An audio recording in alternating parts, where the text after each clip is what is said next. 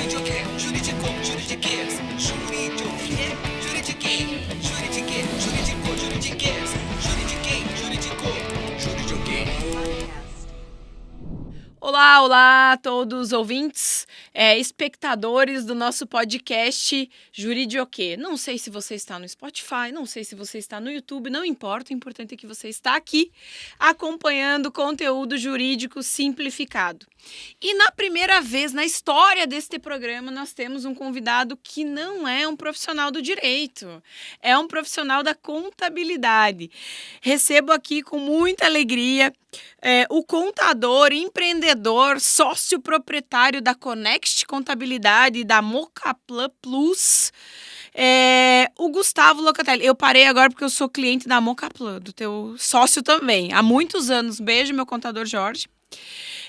Os meus cumprimentos aqui ao Gustavo Locatelli, que aceitou prontamente o nosso convite para vir traduzir um pouco de conteúdo jurídico-contábil para os empreendedores. Gustavo, uma alegria receber você aqui na Juridioquê. Alegria é minha, obrigado, Jéssica, pelo convite, né? Aceitei de pronto, porque gosto de conversar, gosto muito de ti, gosto muito do teu programa, e eu acho que é uma coisa que está engrandecendo aí as pessoas que assistem, né? Muito conhecimento, muitos convidados interessantes, assuntos um pouco até polêmicos às vezes. Adoro! Né? Mas gosto muito do programa, e também, né, a gente tem aí todos os dias atendendo os clientes, né? Eu sou sócio do Jorge lá na Mocaplan Plus, o Jorge tem a Mocaplan Contabilidade, que é o escritório muito famoso aqui na cidade, né? Tem mais de 50 anos de história, né? Viu, pra quem não sabe, nós estamos em Joaçaba, Santa Catarina, a melhor cidadezinha do sul do mundo, no oeste de Santa Catarina. E quem é de cidade pequena vai me entender, né? Nós somos uma cidadezinha aqui de 30 mil habitantes, 29.884, algo do gênero. E o Jorge, que é o sócio do Gustavo, da Mocaplan, é amigo da minha mãe de muito tempo, contador dos meus pais e meu contador. Então, cidade pequena é isso, né? É do tipo assim, de que gente que tu é, né? E o Gustavo é sócio do Jorge e agora é um super empreendedor e casado com a Adri, que foi minha aluna lá no curso de Direito, maravilhosa. Beijo, Adri. Então é muito bom a gente ter tanta gente boa na nossa região, poder contar com essas pessoas aqui também na Juridioquê, e trazer conteúdo simplificado, também jurídico-contábil. Por quê? Existem pontos de interseção entre direito e contabilidade. Às vezes, até um pouco de confusão, assim, do que o contador faz, do que o advogado faz. Então, o nosso objetivo é trazer para o empreendedor, porque a gente agora está fazendo uma série de conteúdos olhando para o empreendedor, Gustavo, olhando para o empresário, em especial o pequeno, o meio, o pequeno empreendedor, o médio empreendedor, que nem sempre tem a condição de ter uma assessoria jurídica mensal ou de ter um acompanhamento contábil, né, com tanta exclusividade. Então, essa é a oportunidade de também esclarecer algumas questões e para aquele que quer começar a empreender, para aquele que quer vir para o mundo empresarial, tirar algumas dúvidas. E aí, começando já, que a gente veio aqui para trabalhar, Gustavo, você que está atuando há bastante tempo na área contábil, e agora, com o projeto aí da Mocaplan Plus, trabalhando muito com o MEI, né? Nós somos aí 17 milhões de microempreendedores individuais nesse país. Gente, 17 milhões é muita gente. E é esse empreendedor que está saindo da informalidade, né? E começando a trabalhar e registrando isso contabilmente. O governo quer saber quem trabalha, quanto ganha. Tá tudo bem, né? Mas, para quem está empreendendo e que está começando, qualquer que seja o modelo jurídico, contabilmente falando, qual que é a primeira etapa? Assim, como é que eu começo o planejamento financeiro de uma empresa que está começando ou para aquele empreendedor que pensa em começar um negócio? Quando o cara te procura, o que você diz? Então, Jéssica, como a gente atende empresas desde o MEI, né? A gente começa atendendo desde a pessoa física, né? A pessoa que é obrigada a fazer o carnê-leão, muitas vezes, ela empreende como uma pessoa física mesmo. Né? O carnê-leão é o imposto de renda da pessoa física. É o imposto de renda da pessoa física. Show. Né? E aí, em algum momento, essa pessoa quer abrir um CNPJ e se transformar numa pessoa jurídica. Né? O contador também mexe com assuntos jurídicos. Jurídicos, né? Gostei do trocadilho. E aí, tem uma série de opções que ele pode fazer, uma série de necessidades que ele precisa se atentar. Mas o mais importante de tudo, para dar o primeiro passo, e isso eu sempre falo para todos os clientes que a gente atende, é que a pessoa precisa saber exatamente que ela tem uma carteira no bolso dela e ela tem o dinheiro dela. A empresa ou o negócio que ela for fazer é outra carteira, é outro dinheiro e ambas as carteiras não podem se misturar, né? Viu? Essa é uma realidade? Essa- Tem essa confusão de dinheiro da pessoa física e dinheiro da pessoa jurídica é comum para vocês Nas escritório de contabilidade. pequenas e médias empresas é o principal fator de que uma empresa quebre, feche, entre a falência. Tô chocada. Porque o empresário, vamos pegar aqui, não vamos falar empresário, porque também parece, o empresário. Não, Eu gosto de falar empreendedor. não, vamos falar lá da manicure, da massagista, né, da pessoa que puxa a roupa e vende. Sacoleira, sacoleira, adoro. vende pros seus amigos Adoro e tal, também. Essa pessoa, ela começa a comprar, ela juntou um dinheirinho, né, ou ela pegou um crédito, enfim, ela começa a comprar essa mercadoria, ou ela compra o material para ela fazer a massagem, ou ela compra as alicates, os esmaltes para pintar as unhas, né, o que ela vai executar no seu dia a dia, e ela começa a prestar esse serviço e começa a ganhar um dinheiro. Boa. Em algum momento ela acha que esse dinheiro é dela. Não, né? Esse dinheiro, quando ela comprou esse material, esse dinheiro é da empresa. Olha só. Essa empresa ela tem que se organizar financeiramente e no final, se sobrar um lucro, esse lucro vai pagar o empresário. Então, se eu pegar esse exemplo dessas pequenos negócios, tu vai para uma empresa familiar aí que fature 200, 300 mil por mês, se o empresário misturar as finanças pessoais com a da empresa, vai acontecer o mesmo problema, né? Vai acontecer o problema de a empresa não ter dinheiro, entrar em falência por algum motivo que ele não soube identificar. Por quê? Porque o dinheiro estava todo misturado, todo bagunçado. Então esse é o principal fator. Tá.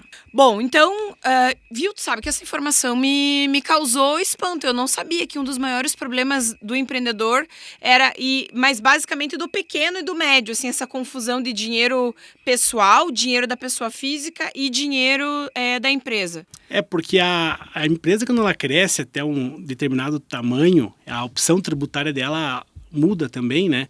E aí a questão Os controles mudam. Os controles mudam, né? Você vê uma empresa do Simples Nacional, existem regras que obrigam a ter contabilidade, tem regras que obrigam a ter o registro de caixa apenas, enfim. Depois a gente vai falar de qual que é a diferença de quem é o Simples Nacional, quem é o presumido, de quem é o... Então, tá bom.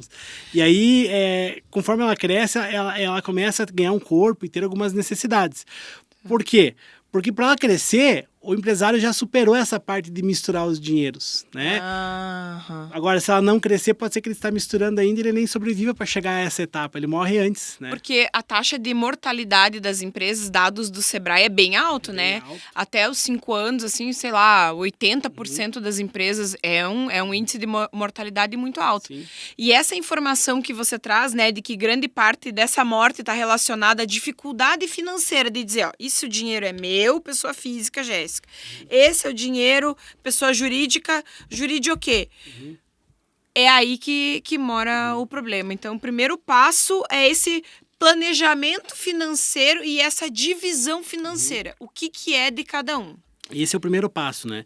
E uma outra coisa que aí se a pessoa...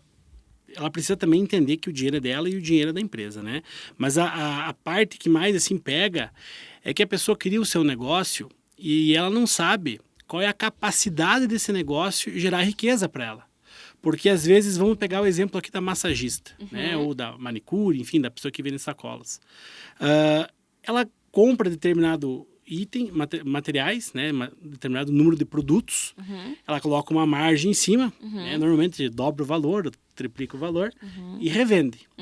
E, ao final, esse valor que ela revendeu, ele vai servir, né? O valor que entrou total, para pagar a nova compra que ela precisa fazer, para pagar um valor que ela deixa guardado para ela crescer, cada vez ela comprar mais, enfim, para ela se organizar o negócio em si, talvez gastar um pouquinho com marketing, um pouquinho de organização, e no final o que sobra seria o salário dela, o valor que ela deveria receber da empresa, sim, né? Sim. Que é a riqueza que a empresa gerou para o sócio. E como a pessoa às vezes mistura, ela não sabe o que é da empresa, o que é dela. Tudo meu, vou gastar tudo. Isso. E o mais importante, a pessoa ela tem uma necessidade de vida, ela tem que pagar o filho, a escola, médico, aluguel, a conta de luz, de água, internet, e isso aí gera um valor por mês, né? Gera 2, 3 mil reais por mês, o valor que ela custa para sobreviver. E às vezes o negócio dela é tão pequeno que ele não é suficiente para cobrir essas despesas que ela tem, essa necessidade que ela tem. E aí, caberia ela ter um segundo emprego, caberia ela ter um outro empreendimento, mas Ou não gastar menos. mas não que aquele negócio que ela fez não seja bom. Às vezes é um excelente negócio, mas ele tem um tempo de maturação que vai precisar evoluir, e então ela tem que ter essa inteligência de saber que o dinheiro da empresa é da empresa e o pagamento dela é o que a empresa tem capacidade de gerar. Porque se ela começar a tirar dinheiro mais do que a empresa pode gerar, ela vai afundar essa empresa. Sim. E o negócio às vezes era bom, não era um negócio ruim.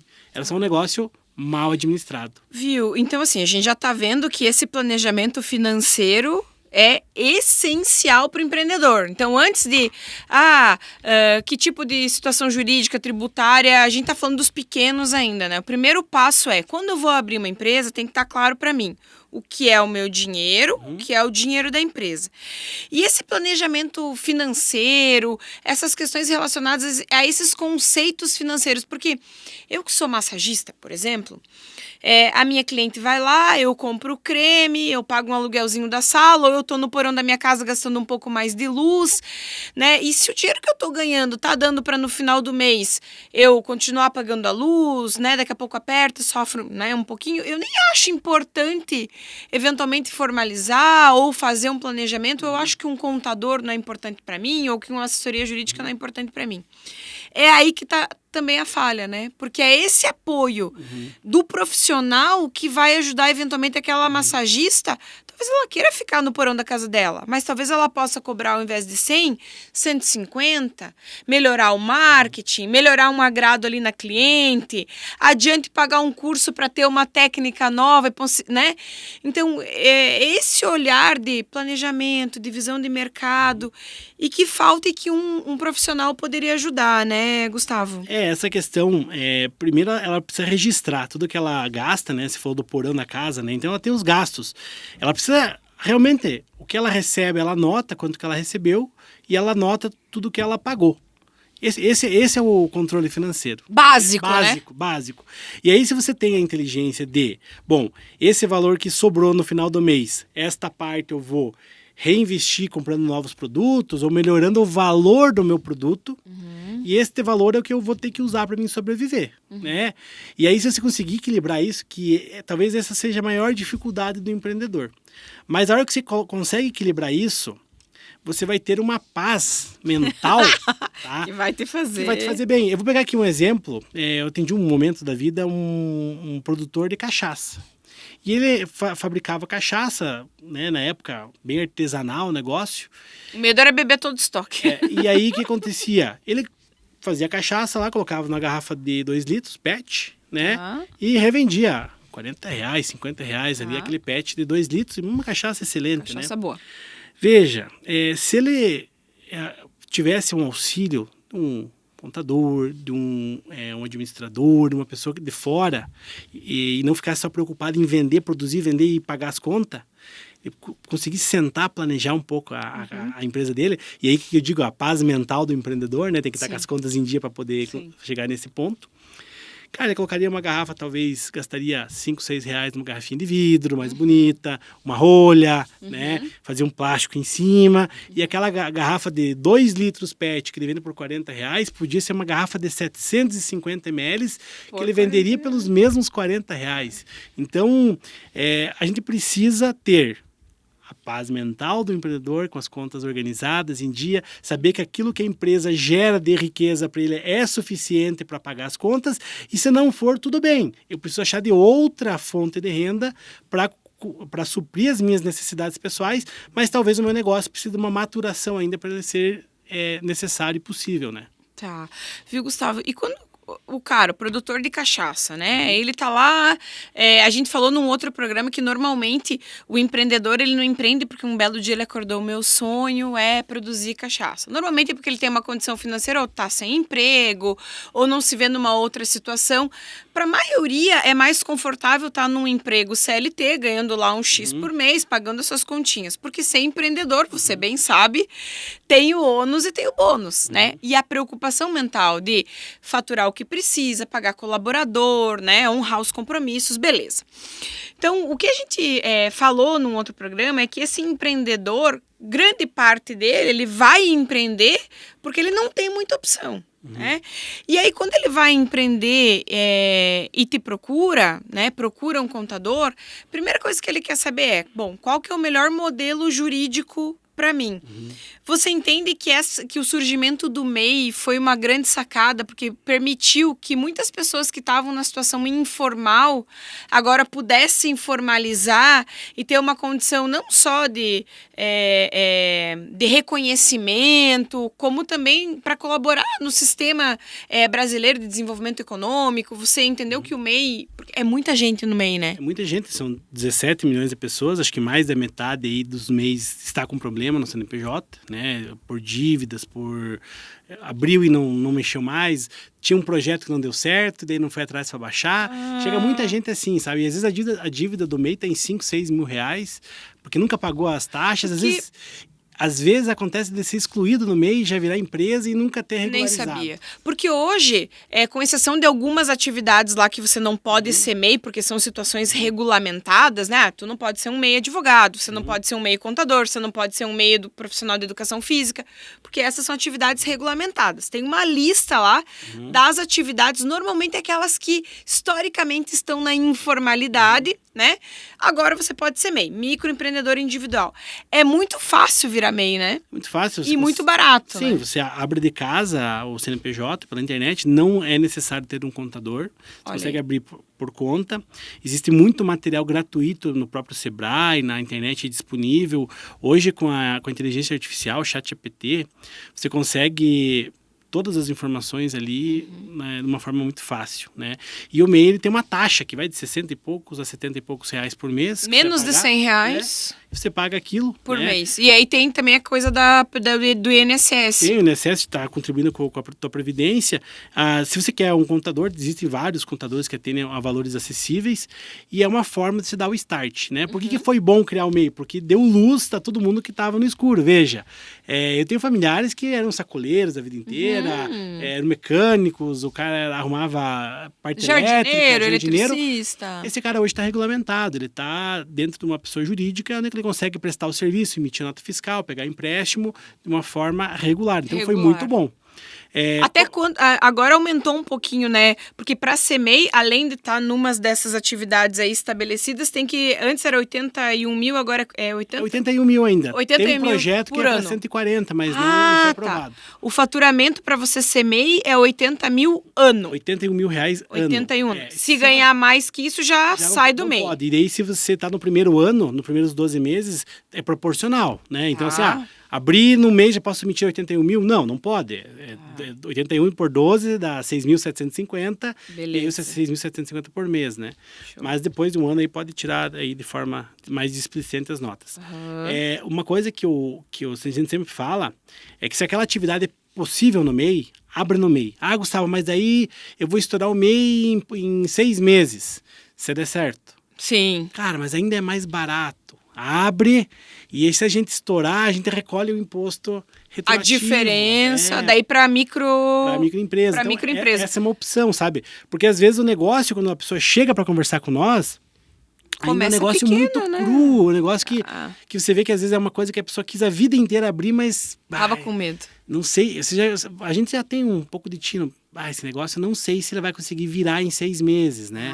Então, vai demorar um ano, então ele vai conseguir ficar um ano no MEI para depois abrir a empresa. Então, a gente tem um pouco dessa expertise que a gente dá esse suporte. Porque também, daí né? no próximo o passo para a empresa, para microempresa é 360 mil faturamento ano, isso? O próximo passo, quando ele passou por ter 81 mil, ele tem uma margem de 20%, que vai até 96 mil, para ficar no MEI naquele ano. Entendi. Aí, se ele passar disso, ele já tem que reapurar retroativo tudo no Simples Nacional. Simples Nacional. E o Simples Nacional, a partir dos 96 mil, ele pode faturar até 4 milhões e 800. Então ele consegue ficar por muito tempo no Simples, né? E o Simples, ele tem um momento que ele não é mais viável. Tá. E aí a gente tem como se fosse uma escadinha. Começa no MEI, que é a primeira opção, daí tem o Simples Nacional, e aí o Simples Nacional chega um momento que você começa a pagar muito imposto nele, porque ele vai aumentando... Ele é proporcional ao faturamento. E aí você talvez tem que optar por outra forma de tributação. Existem outras duas, que é o lucro presumido, que tem uma presunção lá, é todo um cálculo para fazer, e o lucro real que você paga sobre o lucro que a empresa tem. Que a empresa tem. E aí cada caso é um caso, né? Daí existe o planejamento tributário, que quando a empresa está naquela maturidade, a gente faz para ver se ela... Uma simulação para ver o que vale mais. Anualmente a gente faz de todas as empresas, né? Planejamento, por quê? Porque muda a regra, muda a lei, às vezes é um benefício que não tinha antes, agora tem. Sim. Só que, dependendo do tamanho da empresa, ela não tem nem que esperar um ano, ela tem que fazer no momento do crescimento dela, né? Ah, beleza. Na verdade, essa análise contábil, ela não está só conectada com o tempo da empresa, porque às vezes uma empresa em 2 anos explode e a outra morre. Tem muitas variáveis. Tem muitas variáveis. E essa questão do planejamento tributário, e aí entra a parte jurídica, né? A gente sempre contata advogados, porque existem, às vezes, benefícios que eles... Imagine assim, ó, você vende paçoca. O teu concorrente, ele encontrou um benefício tributário que ele vai pagar 15% de imposto. E você não tem acesso a essa informação e está pagando 20 e poucos. Nossa, eu já perdi. Então assim, você já está... defasado 10%. A concorrência vai te engolir. Aí teu contador te passa que existe uma possibilidade, talvez tenha que judicializar isso, talvez tenha que... daí você pega o quê? Pega um advogado tributarista, aí tem as teses jurídicas, e aí se precisa fazer uma liminar, se precisa fazer alguma opção a mais... Só para traduzir, pessoal, construir isso. O que o Gustavo está falando é assim, às vezes a regra é clara, você pede, submete e ganha. Às vezes não é. E aí você tem que judicializar. O que é judicializar? É ingressar com um processo judicial pedindo para o juiz, dizendo, olha, a minha empresa é essa, a regra de tributação é essa, eu entendo que para mim tem que ser aplicado essa tese, e pede para o juiz para dizer se sim ou não. Normalmente a gente pede para pagar menos tributo, né? Eu gosto de usar um outro exemplo. Você cruzou a bola, o atacante foi lá e cabeceou e fez o gol. Em cima da linha do impedimento. Viu? Essas analogias de futebol não vão servir pra mim, porque eu não entendo nada de futebol. Aí o juiz vai lá e pega o VAR e vai dizer assim, ó, a regra permite você fazer isso. Viu? Quando você tem uma cliente que não entende futebol, Dave, qual que é a analogia que você usa? Mas o teu ouvinte vai saber. Viu? Olha aí, pessoal! Racismo futebolístico, agora tudo virou isso, né? Bom, mas eu entendi, mais ou menos. Gustavo, a grande verdade é que quando você fala aqui das práticas, seja para minimizar a carga tributária, seja para ampliar a receita, tudo se resume primeiro ao planejamento. Eu entender qual que é o meu setor, quanto que eu pago, o que que eu pago, porque você pode ter, por exemplo, eu vejo, porque eu tenho um escritório de advocacia. Todo escritório de advocacia é igual? Não. Né? Todo escritório de contabilidade é igual? Não. Toda loja de roupa é igual? Não necessariamente. Por quê? Porque você vai ter número de colaboradores diferentes, talvez você tenha um manual específico, talvez você esteja num setor. Se eu sou uma loja de roupa que só vende marca, top, chique, ou que eu sou uma franquia, talvez eu tenha regras aplicáveis a mim que são diferentes daquela loja que é de produto popular, que é de R$1,99.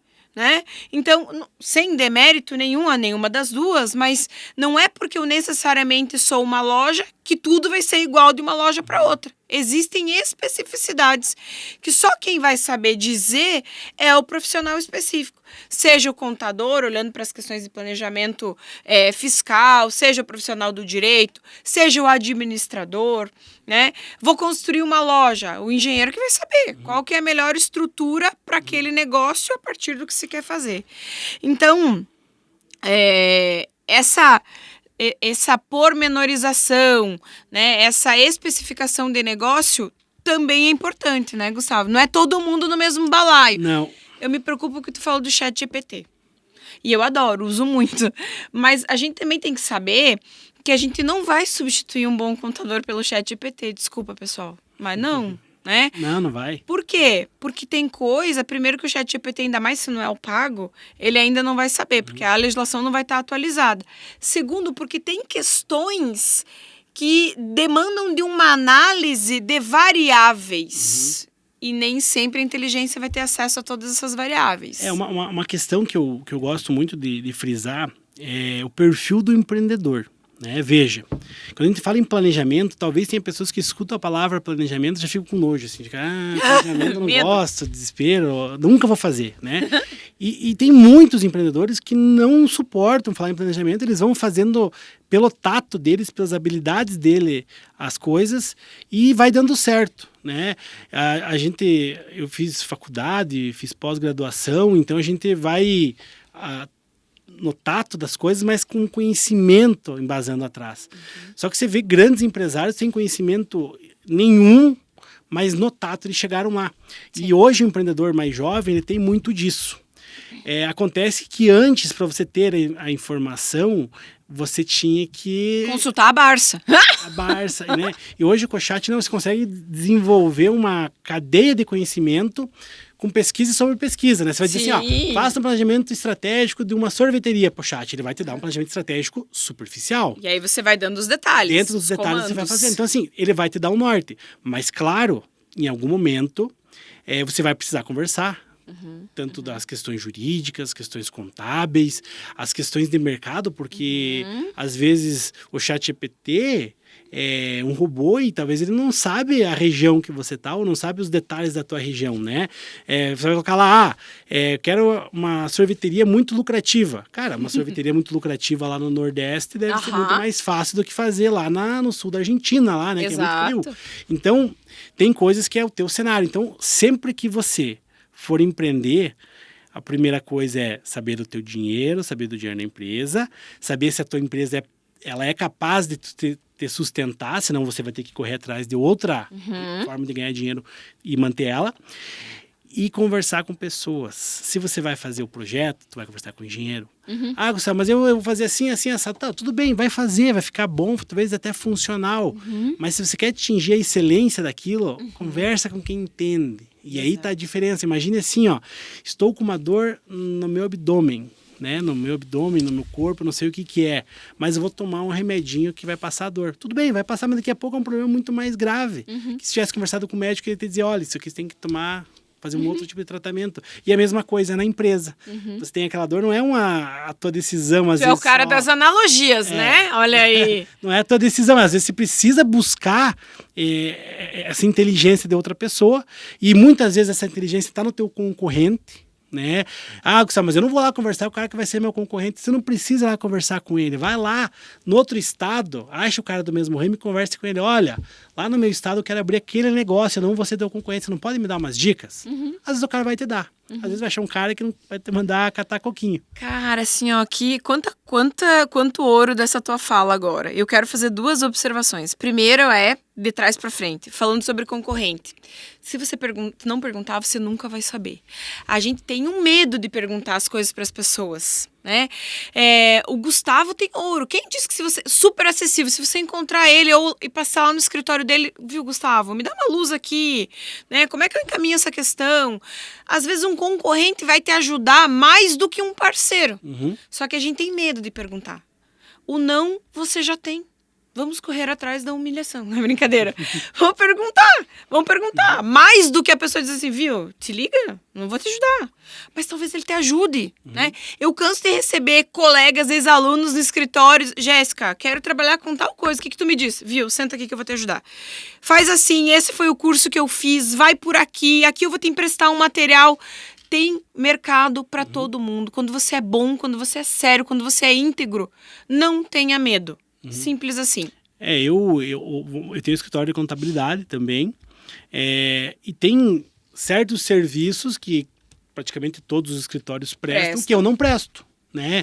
Eu não atendo entidades sem fins lucrativos. Eu não tenho essa expertise, eu acho que é um ramo muito rico, né? Específico. Mas ele é específico, ele tem uma série de regras. Então, para mim poder me dedicar para ele, eu precisaria ter um setor dentro do meu escritório para isso, enfim. E, por exemplo, eu tenho parceiros, né? O exemplo que eu fiz antes na Mocaplan, eles fazem isso há 50 anos, tendo entidades. Eu indico tudo lá, porque eu sei que lá está em boas mãos, né? Ah, Gustavo, mas é concorrente. Não é. Parceiro. Não é. É segmentado hoje em dia, isso né? aí. Então, eu vejo também muito agora nos médicos, né? A medicina, ela está se segmentando. Antes você ia lá, estava com uma dor na perna. Com quem que você ia consultar? Com o médico. Com clínico geral. qualquer Depois você ia consultar com quem? Com o ortopedista. Hoje não. Hoje você não vai estar com dor na perna, tu vai atrás de um ortopedista de perna, um ortopedista de braço. Exato. Então, exato. está segmentando e um vai indicar para o outro. E Exato. assim é nas áreas, né? Então, a gente precisa buscar aquela pessoa que tem aquele conhecimento, mas também saber que eu preciso buscar isso e não ter medo de conversar com o concorrente, não ter medo de conversar com um amigo, um conhecido, com um estranho. É isso aí. Só que assim, pegar a verdade de um lado só e aplicar também não é o certo. Conversa com vários. Sim! E dos vários você vai buscar, Sim! vai criar o teu intelecto para aquilo, né? Viu? E outra coisa que eu quero comentar ainda da tua fala anterior, que você falou, eu posso abrir uma sorveteria no Nordeste ou aqui. Tem uma questão muito forte, né, nas nossas regiões, que é a questão cultural. A cultura de uma região para outra é muito diferente. Se você tiver uma empresa em Joaçaba, é muito diferente de ter uma empresa em São Miguel do Oeste. Mas é o mesmo estado, são 250 quilômetros de diferença. É muito diferente. Porque são culturas, realidades completamente diferentes. E outra coisa que o ChatGPT ainda não faz por nós, né? Gestão de pessoas. Tu tem lá o teu colaborador e é ele que leva a tua empresa, os teus 10, 15, 20 colaboradores, né? E essa gestão, o teu cliente, tu tem um cliente que é super legal, super tranquilo, que te demanda pouco. Tu tem um cliente que é sarna, né? E às vezes pode ser eu essa cliente sarna, que te demanda muito, que quer resposta rápida. Então, você tem que ter, assim, o empreendedor, é isso, né? Tem que lavar, passar, cozinhar. Ele tem que ter uma habilidade de olhar para a empresa, planejar, ter uma boa assessoria, olhar para o seu time, olhar para o seu cliente e saber que todo mundo é diferente. E eu tenho que transitar bem com todo esse povo todo. Meu, cansa, né? Cansa. E quando você fala de recursos humanos, eu não sei se é no Brasil inteiro, assim, eu atendo clientes do Brasil inteiro, mas a gente percebe uma coisa na nossa região muito forte, que é a cultura, né? A gente, o italiano, o alemão, ele é muito pão duro, né? Então, quando a gente fala em pagar o nosso funcionário, a gente sempre tenta pagar o mínimo possível, né? Sim. E ultimamente o mercado vem se mostrando que não é mais assim, né? Hoje o funcionário que está trabalhando numa empresa que ele não está contente, ele muda de empresa, piscando, porque tem mercado. Então, o empresário, além dele saber conduzir a sua equipe, ele precisa saber recompensar essa equipe. E recompensar não é só pagar mais, não. Né? Você precisa entregar uma série de benefícios, uma série de demandas e, principalmente, você tem que entregar uma trilha para o teu funcionário. Ele tem que estar trabalhando com você, sabendo que, se ele ficar com você, ganhando pouco, ganhando muito, ele vai chegar lá. E de lá ele pode ir para onde ele quiser. É uma trilha de conhecimento, então está dando condições para ele. De desenvolvimento. E a nossa região tinha muito isso, que o empresário não queria pagar. O direito trabalhista já é demais, não. Às vezes você precisa dar mais do que o direito trabalhista. Tu até pode não dar, mas aí tu vai sempre perder colaborador bom. E aí a gente tem que mudar esse mindset que falam, né? Mentalidade. Essa mentalidade. Traduzindo. Porque não adianta. Você vai começar a tua empresa, você pode se organizar, você pode ter o melhor regime tributário. Quando você começar a crescer, você foi você. Você é só mais um para a tua empresa. Você é um empresário, você vai tomar a decisão, mas eu repito, você vai ser só mais um. A tua empresa vai precisar gerar riqueza para você e para os teus colaboradores, porque os teus colaboradores que vão impulsionar a tua empresa a crescer. E aí é outro lugar que as empresas quebram. Quando ela precisa começar a montar a equipe. Quando ela começa a montar a equipe, ela quebra. Porque a insegurança de conseguir pagar o colaborador, para muitos empresários, é uma dor de cabeça. O cara fica, meu Deus, não vou conseguir pagar o salário dele se eu não vender. Esse mês não vendeu, vai ser ruim, tem que pegar um empréstimo. Eu já fico nervosa só de ouvir isso. Mas acontece muito, é uma linha assim, ó. A gente que está atendendo muitas empresas, a gente vê assim, ó, o cara abriu. Eu abri uma empresa lá que a empresa não era nada, hoje é milhões por mês, está faturando. E eu abri lá, eu lembro o cara chegando lá na Mocaplan, quando eu atendia lá. Desesperado. Não, o cara abriu, tô com essa ideia, eu fazer isso, eu fazer aquilo. E foi, e cresceu e virou gigante. Mas você via as inseguranças que ele tinha. Por etapa. Né? Primeiro, se vai dar certo, se eu vou emplacar, se o meu negócio vai no mercado. Parar os Se dinheiros. eu vou crescer, depois que eu crescer, se eu vou conseguir. Porque, assim, crescer a minha empresa, trazer mais gente. E depois, quando chegou no colaborador, foi o maior desafio. Porque ele nunca gerenciou pessoas. Ele precisava da mão de obra para dar certo, mas ele também não tinha tato para ele. O empregado, às vezes, se tornou até um inimigo no dia a dia.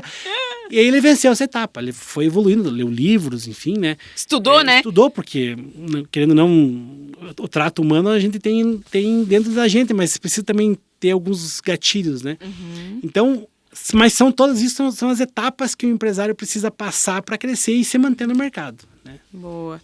Viu, Gustavo, você falou de como é importante na fase inicial, né? Deixar claro o que é da pessoa jurídica, o que é da pessoa física. Ultrapassada essa fase, né? O empreendedor já conseguiu ter isso claro, mas ele ainda está nessa dificuldade. E de repente ele vai querer crescer agora. Uhum. Como que ele faz, assim, esse controle de custos? Porque não é só ter um contador, né? Porque o contador, eventualmente, naquela empresa que é pequena, não vai estar ali todo dia. Mas eu preciso ter um controle de custos. Você orienta os teus clientes, o que eles têm que fazer? Não é só no final do mês assim, emitir tais notas fiscais, não. Como é que funciona essa relação com o teu cliente para também você dar esse suporte para ele crescer, mas tem uma etapa que é um tema de casa dele, né? Tem a grande dificuldade é o imposto. O empresário ele fica muito preocupado com o imposto, que é uma coisa que não é ele que paga, e sim é o produto dele que vai dar o dinheiro para ele pagar esse imposto. Então, quando você faz o teu preço, dentro do teu preço, se eu for vender um celular, eu tenho toda a matéria-prima, o produto celular, mas eu tenho que pagar uma parte do celular, vai pagar o salário do funcionário, vai me pagar e vai pagar os impostos. E eu vendo esse celular, esse dinheiro tá todo fatiado já, vem para mim. E o empresário, ele coloca o imposto, às vezes, como um vilão, e ele fica tão preocupado com a questão do imposto, que às vezes eu já vi muitos empresários não querer vender para não pagar muito imposto. Olha só. Você consegue imaginar isso? Viu, eu consigo. E é comum. Porque as pessoas dizem assim, é porque eu tive que pagar muito imposto de renda, porque eu tive que pagar muito. Eu falei, meu sonho é pagar muitos milhões de imposto de renda. É que o que precisa ficar claro para o empreendedor, né? De novo, eu tenho um sócio que é tributarista e ele fala que imposto é roubo, né? Dentro dos tipos de tributos, o imposto é um deles. E o nome é imposto porque o governo federal, municipal, estadual nos impõe. Não temos escolha.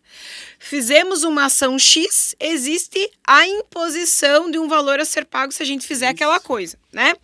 Não temos escolha. Podemos espernear, reclamar, dizer que é alto, dizer que é baixo. Podemos. Vai adiantar? Não vai. E essa sensação, eu percebo também, às vezes até em mim, que, eu vou ter que pagar tudo isso de imposto. Cara, que bom que eu tenho um imóvel e eu estou pagando IPTU. Que bom que eu tenho 5 imóveis e eu estou pagando IPTU. Sinal de que eu estou gerando riqueza. Mas dá uma sensação. Por quê? Porque se faz a comparação com outros países em que os percentuais tributários e de impostos são um pouco menores, né? E o imposto ele é tirado da gente e alguém gasta de uma forma que a gente quase nem vê. Então, essa indignação, por isso que vira roubo.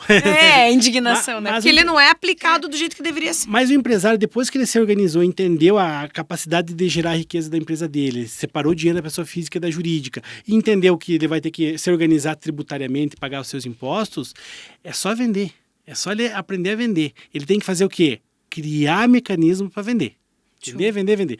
Gustavo, mas quanto mais vender, mais eu vou crescer. Sim, vai vir um monte de problemas a mais, porque você vai crescendo e tal.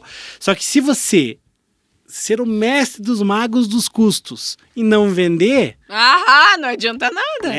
Então, assim, venda, sempre olhando para os custos, sempre olhando para o que tem. Só que, assim, você precisa botar a cara no mercado e fazer o negócio andar. Então, esse é o maior passo. Sempre cuidando Dos custos e dos dinheiros que a empresa Falando pode pagar. dessa empresa que está um pouco mais madura. E a pessoa que está nos ouvindo agora, e que ouviu falar do MEI, e você tem inclusive uma empresa que apoia esse empreendedor que está começando.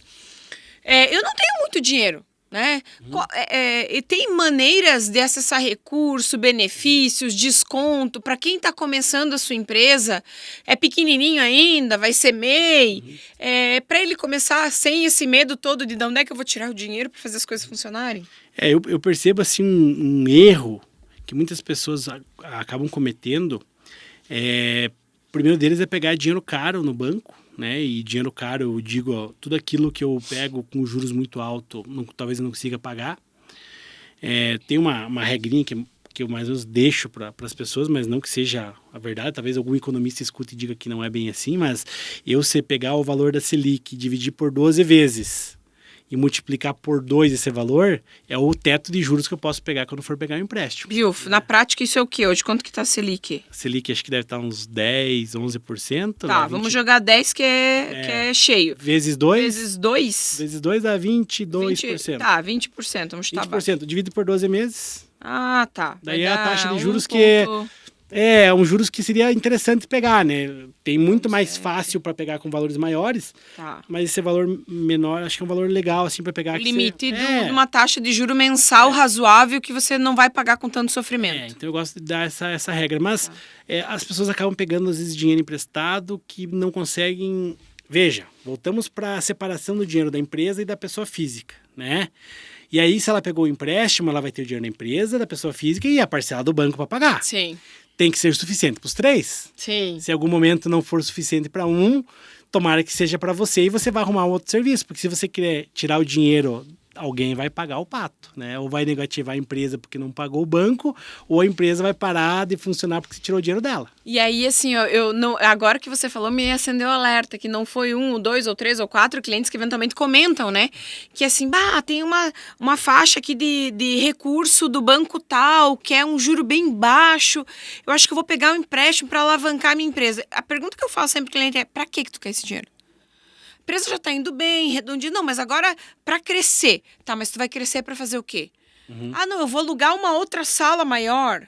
Eu vou investir em marketing. Viu? Cuidado, porque às vezes essa grana que você vai pegar, mas o juro é bom, não vai ser suficiente para dar o crescimento que você espera que vai dar. Isso. E aí adiante você vai...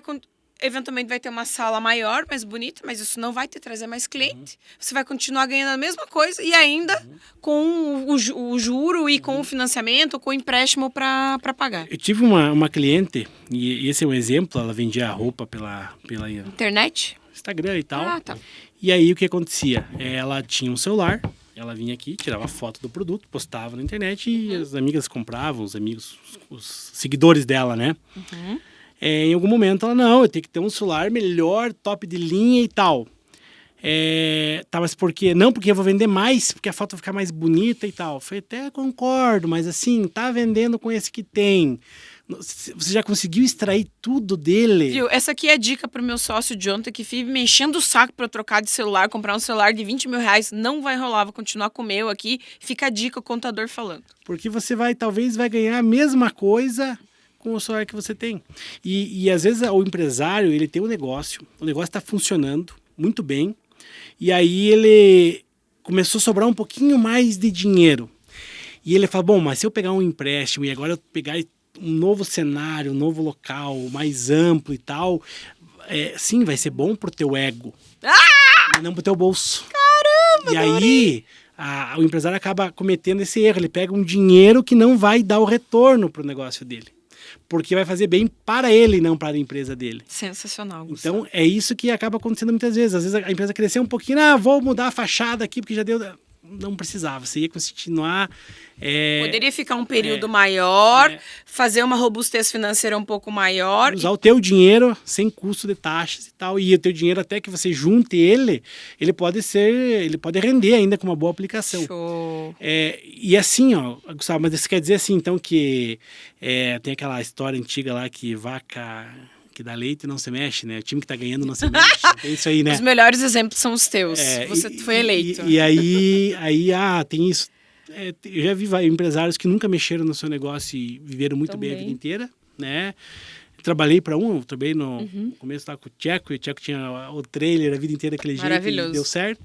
E tem negócios que não, tem negócios que o empresário percebe, bom, eu tenho aqui a minha sala e ela comporta 10 pessoas, né? Se eu colocar uma sala maior, ela vai comportar 20, vai aumentar meu poder de ganho com 20 pessoas aqui dentro. Vou poder atender mais clientes, vou vender mais. Isso é fato, então eu vou pesquisar, eu vou identificar se isso realmente é uma possibilidade de aumentar a minha receita, e aí voltamos para o exemplo anterior, que depois de estar organizado só preciso vender mais.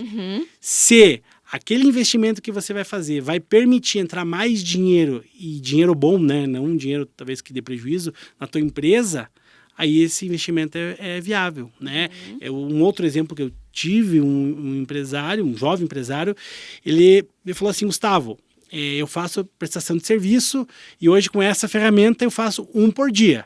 Se eu tiver essa outra ferramenta, eu faço 3 por dia. Opa! Falei, cara, quanto? É 20 mil reais.